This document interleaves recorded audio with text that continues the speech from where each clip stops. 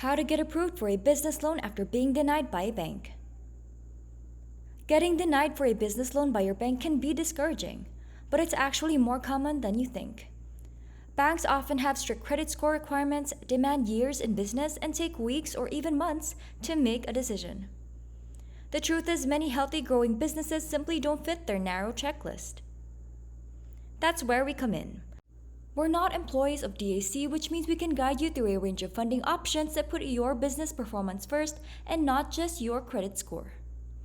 If you've been in the business at least 4 months, have a business checking account, and make $5,000 or more per month in revenue, you could qualify for up to $2 million in funding. And unlike banks, credit scores as low as 500 can still get approved if your revenue is strong. And here's the best part, guys. Decisions often come within hours, and funds can hit your account in just 24 to 48 hours. Plus, they have a $500 meet or beat guarantee.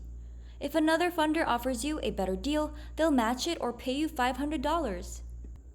If you've been turned away before, don't wait weeks for another no.